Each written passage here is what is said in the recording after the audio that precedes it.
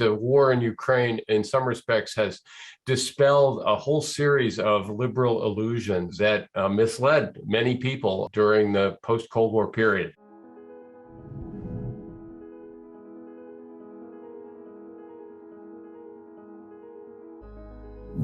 The idea that major war was almost sort of burned out of Europe, that it was never going to happen there, that some combination of the European Union, NATO enlargement, the spread of markets, economic interdependence was going to make this a vast zone of peace. And I think what the European countries have now discovered is that, that it would have been nice if it had turned out that way, but it didn't.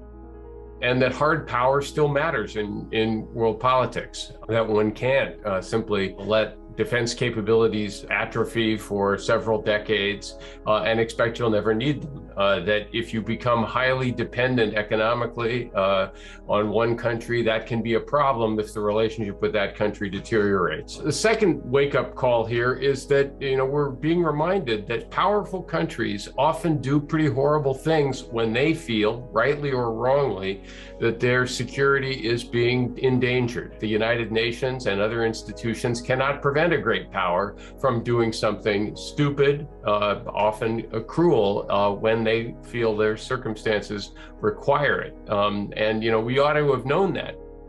This is not the first time in the post-Cold War period that a major power has invaded a sovereign country on the basis of a series of illusions. The United States invaded Iraq in 2003 on the basis of a series of illusions. We did it without approval of the UN Security Council. It was every bit as illegal as what Russia is now doing. And it's worth remembering, of course, that didn't turn out particularly well for us either. Vladimir Putin, in the fullness of time, may learn some of the same lessons we learned. Now, having said that, the response to what's going on in Europe is, in some respects, gratifying. And the response of the Western Europeans, our NATO allies, I think has surprised many people. They were able to sustain a fairly complacent attitude for a long time because they were confident that at the end of the day, the United States would always bail them out and come in and protect them. And the speed with which Europe has adjusted its thinking there is really quite striking. And I believe Europeans also understand that over time, the United States is going to want to focus a lot more attention on Asia, that when this crisis is over, China will still be there.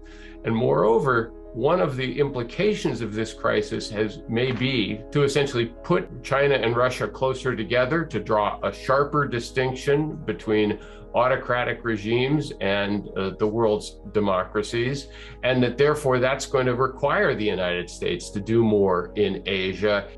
There's been, in the first week or so, a certain degree of premature triumphalism when we saw that the Russian army was having more difficulties than Vladimir Putin probably expected. There was this immediate tendency to say, well, Putin has already lost, etc. I think that's quite premature.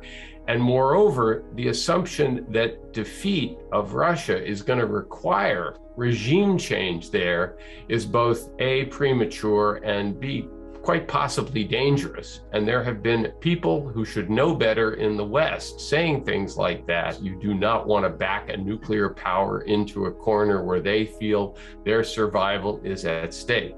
And that means the diplomatic challenge that we're facing going forward is a very, very tricky one. This war will not end until the various parties involved come to understand that they're not going to be able to achieve their objectives, and they start looking for a bargain where they each get at least some of what they think they want while recognizing they can't get all of what they want.